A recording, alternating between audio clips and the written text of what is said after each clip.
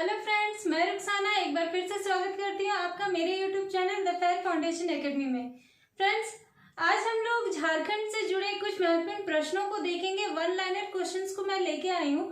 Friends, आज मैंने किसी एक टॉपिक को नहीं उठाया है क्योंकि एग्जाम की दृष्टि से मैंने एग्जाम पास में है, अगले महीने हमारे एग्जाम की डेट आ गए हैं, इसीलिए मैंने अभी किसी एक टॉपिक को ना लेकर मैंने कुछ महत्वपूर्ण प्रश्नों का एक संग्रह किया है और उसी को आज हम पढ़ेंगे। तो चलिए देखते हैं आज के कुछ महत्वपूर्ण वन लाइनर क्वेश्चंस को। सबसे पहले हम देखते हैं कि हमारा पहला प्रश्न है, कौन सी परियोजना झारखंड और बिहार की संयुक्त योजना है? तो कौन सी परियोजना झारखंड और बिहार की संयुक्त योजना है? तो ये है हमारा बटानी जलाशय परियोजना। फ्रेंड्स, ये जो बटानी जलाशय परियोजना है ये एक सिंचाई परियोजना है जो कि झारखंड और बिहार के बीच है। और साथ ही साथ अगर पूछा जाए कि कौन सी बहुउद्देशीय परियोजना है जो हमारा झारखंड और पश्चिम बंगाल के साथ है, तो उसमें कौन सा होगा? तो वो हमारा दामोदर घाटी परियोजना है। फिर इसी तरह की बहुत सारे हमारे बहुउद्देशीय परियोजना है, कुछ सिंचाई परियोजना है। अगर बहुउद्देशीय परियोजना में पूछा जाए कि कौन सा परियोजना हमारा झारखंड, पश्चिम बंगाल और उड़ीसा का संयुक्त परियोजना है, तो वो हमारा स्वर्ण घाटी परियोजना है। तो इसी तरह ये भी बटानी जलाशय परियोजना भी एक सिंचाई परियोजना है, लेकिन ये बहुउद्देशीय परियोजना ना होकर केवल सिंचाई परियोजना है। चलिए अगला प्रश्न हम देखते हैं, झारखंड की छुटनी महतो को कौन सा सम्मान मिला? तो झारखंड की छुटनी महतो को कौन सा सम्मान मिला है? तो उन्हें मिला है पद्मश्री पुरस्कार। अब इन्हें ये जो पद्मश्री पुरस्कार मिला है, क्यों मिला है? फ्रेंड्स, ये जो छुटनी महतो है इन्होंने डायन प्रथा पर बहुत ज्यादा कार्य किया है। वैसे लोगों को जो इस डायन प्रथा से पीड़ित है उनको बचाने के लिए एक सराहनीय कार्य किया। इनकी जो टीम है, इन्होंने एक टीम बनाई और उसके माध्यम से इन्होंने बहुत से ऐसी औरतों, महिलाओं की रक्षा की है जो डायन कुप्रथा से पीड़ित थी। तो इसी कार्य के लिए इन्हें ये पुरस्कार मिला है, ये सम्मान दिया गया। कौन सा? पद्मश्री पुरस्कार छुटनी महतो को। इसी तरह की महिलाओं के सशक्तिकरण के लिए कुछ और भी लोग हैं जिन्हें कुछ महत्वपूर्ण सम्मान से सम्मानित किया गया है। कुछ और ऐसे सम्मान से सम्मानित हुए व्यक्तियों के बारे में हम आगे के प्रश्नों में भी देखेंगे। चलिए अगला देखते हैं, शाहपुर का किला किसके द्वारा बनवाया गया था? तो शाहपुर का किला किसके द्वारा बनवाया गया था? गोपाल राव। अगला है हमारा, दशहरे में कौन सा नृत्य शिक्षकों और छात्रों द्वारा एक साथ किया जाता है? तो दशहरे में कौन सा नृत्य शिक्षकों और छात्रों द्वारा एक साथ किया जाता है? तो वो नृत्य है दसैं। दसैं एक नृत्य है। फ्रेंड्स, हम जब अपने नृत्य के सांस्कृतिक नृत्य के बारे में पढ़ाई किए थे, हमने उस टॉपिक को जब पढ़ा था तो उसमें हमने देखा था दसैं नृत्य के बारे। ये दशहरे में किया जाता है और ये छात्र और शिक्षक दोनों एक साथ मिलकर इस नृत्य में भाग लेते हैं। अगला है हमारा, स्वच्छ सुंदर शौचालय। स्वच्छ सुंदर शौचालय में झारखंड का कौन सा स्थान है? एक अभियान चलाया गया था फ्रेंड्स, स्वच्छ सुंदर शौचालय। तो इस अभियान के तहत झारखंड का कौन सा स्थान है? तो वो है पहला स्थान। झारखंड का कौन सा स्थान है? पहला स्थान है। अगर पूछा जाए कि झारखंड में कौन से जिले को ये प्रथम स्थान मिला है? झारखंड को देश में प्रथम स्थान मिला। फिर हमारे झारखंड के अंदर कौन से जिले को प्रथम स्थान मिला है? तो वो मिला है गिरिडीह को। वो मिला है गिरिडीह को। उसके बाद हम देखते हैं, किस प्रखंड का नाम बदलकर ईश्वरचंद विद्यासागर प्रखंड कर दिया गया? किस प्रखंड का नाम बदलकर ईश्वरचंद विद्यासागर प्रखंड कर दिया गया? तो वो है करमाटांड़ प्रखंड। अगला है हमारा, झारखंड का न्यूनतम नगरीय जनसंख्या वाला जिला कौन सा है? तो झारखंड का न्यूनतम नगरीय जनसंख्या वाला जिला कौन सा है? वो है गोड्डा। इसी तरह अगर पूछा जाए कि झारखंड का अधिकतम जनसंख्या, नगरीय जनसंख्या वाला जिला कौन सा है, तो वो कौन सा होगा फ्रेंड्स? वो होगा धनबाद।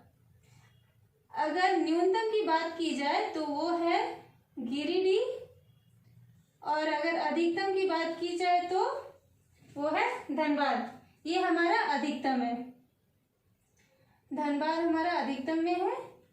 और अगर न्यूनतम जनसंख्या की बात की जाए, नगरीय जनसंख्या, तो गोड्डा है। चलिए अगला प्रश्न हम देखते हैं, खरवार आंदोलन कब हुआ था?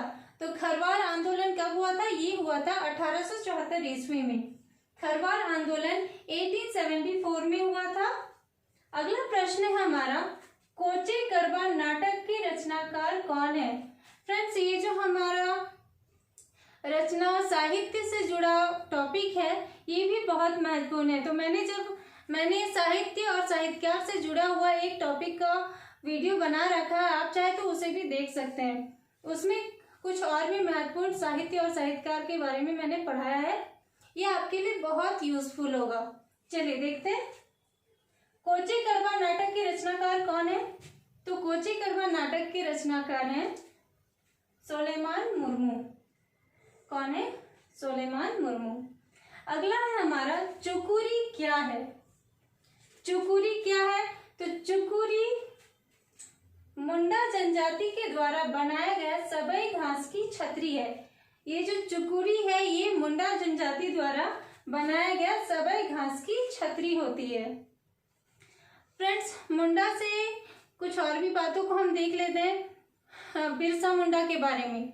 तो बिरसा मुंडा के नाम पे एक पार्क बना हुआ है, बिरसा मुंडा जैविक उद्यान। ये कहाँ है पूछा जाता है, तो ये रांची और मांझी में है। फिर बिरसा मुंडा के नाम पे एक एयरपोर्ट भी बना हुआ है, वो कहाँ है? वो भी रांची में है, बिरसा मुंडा एयरपोर्ट। चलिए अगला देखते हैं, हैदराबाद इंडस्ट्रीज देवघर में किस खनिज के लिए प्रसिद्ध है? फ्रेंड्स, इसमें कंफ्यूज नहीं होना है कि हैदराबाद इंडस्ट्रीज देवघर में, तो हैदराबाद देखिए, हमें ये कंफ्यूज नहीं होना कि हैदराबाद में, ये देवघर में। हैदराबाद इंडस्ट्रीज देवघर में जो है, ये किस खनिज के लिए प्रसिद्ध है? तो ये है एस्बेस्टस के लिए, ये एस्बेस्टस के लिए प्रसिद्ध है। अगला है हमारा, गोबरा किस मिट्टी का स्थानीय नाम है? तो गोबरा पंकीली मिट्टी का स्थानीय नाम है, पंकीली मिट्टी। फ्रेंड्स, मिट्टी की जब बात की जा रही है, तो हमारे झारखंड में कितने मुख्य प्रकार की मिट्टी पाई जाती है? तो मुख्यतः वहाँ 6 प्रकार की मिट्टी पाई जाती है, और यहाँ सबसे ज्यादा झारखंड में लगभग 90% लाल मिट्टी पाई जाती है। चलिए अगला देखते हैं, कनाडा बांध। कनाडा बांध किस नदी पर है? तो ये है मयूराक्षी नदी पर। फ्रेंड्स, कनाडा बांध मयूराक्षी नदी पर है। मयूराक्षी नदी के किनारे एक बहुत ही खास मेला लगता है, वो कौन सा है? तो वो है हिजला मेला। इसके बारे में पूछा जाता है कि मयूराक्षी नदी के किनारे कौन सा मेला लगता है, वो है हिजला मेला। अगला है हमारा, साथ ही साथ फ्रेंड, कनाडा बांध को एक और नाम से जाना जाता है, वो है मसानजोर डैम।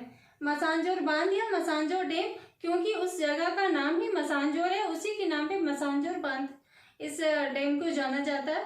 और कनाडा बांध कहने के पीछे एक रीजन ये है कि इस बांध का निर्माण कनाडा देश के सहयोग से हुआ है, इसीलिए इसका नाम कनाडा बांध हुआ। अगला है ककरन घाट जंगल किस जिले में स्थित है? तो ककरन घाट जंगल ये लोहरदगा में है।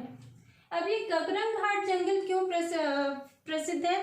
तो फ्रेंड्स, ये जो ठाकुर विश्वनाथ सावदेव और गणपत राय थे, इनको जब अंग्रेजों के द्वारा पकड़ा गया था, तो उन्हें इसी जंगल से पकड़ा गया था, ककरन घाट जंगल से। तो ये ककरन घाट जंगल कहाँ है? ये है लोहरदगा में। हमारा अगला प्रश्न है, रामगढ़ राज्य की स्थापना किसने की थी? तो रामगढ़ राज्य की स्थापना राजा बागदेव ने की थी। राजा बागदेव के द्वारा रामगढ़ राज्य की स्थापना हुई थी। रामगढ़ में एक बहुत ही प्रसिद्ध जलप्रपात है, वो कौन सा है? तो रजरप्पा जलप्रपात। ये कौन से नदी के संगम पर है? तो ये है दामोदर और भैरवी के संगम पर। साथ ही साथ रामगढ़ में एक बहुत ही प्रसिद्ध मंदिर भी है। कौन सा है? तो छिन्नमस्तिक मंदिर। और ये काली माता को समर्पित मंदिर है। अगला है हमारा, तिलका मांझी को कहाँ फांसी दी गई थी? तो तिलका मांझी को कहाँ फांसी दी गई थी? भागलपुर में। अगला है चामी मुर्मू। चामी मुर्मू को किस सम्मान से सम्मानित किया गया? चामी मुर्मू को किस सम्मान से सम्मानित किया गया फ्रेंड्स? तो इन्हें सम्मानित किया गया था नारी शक्ति पुरस्कार।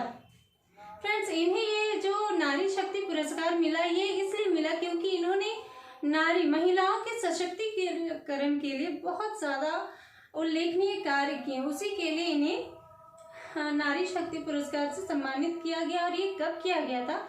ये 8 अगस्त को किया गया था, अंतर्राष्ट्रीय महिला दिवस के दिन इनको नारी शक्ति पुरस्कार से सम्मानित किया गया था। किसे? चामी मुर्मू को। तो फ्रेंड्स, ये थे हमारे कुछ महत्वपूर्ण वन लाइनर का प्रश्न।